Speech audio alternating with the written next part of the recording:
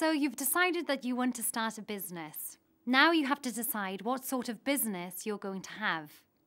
If you haven't come up with an idea yet and don't know exactly what you want to do, you're probably wondering where to start. How do you come up with a business idea? Well, let me see if I can help.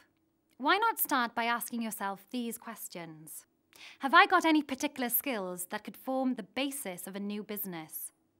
For example, if you're a good cook, you may consider starting a business catering for special occasions.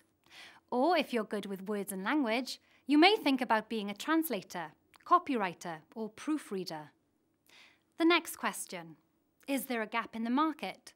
Maybe in a particular industry sector that you are familiar with, or a particular section of the community.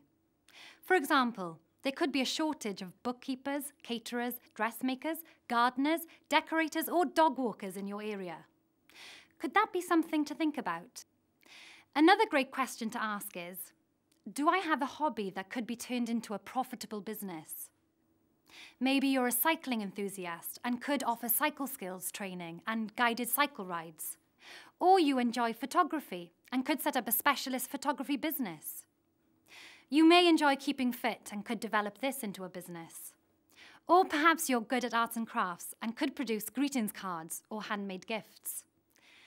Finally, ask yourself, is there a product or service that I've had difficulty getting and no one else provides?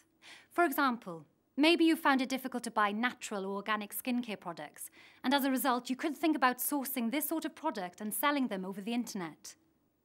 Or as the owner of a motorcycle or classic car, you're struggling to find a suitable mechanic.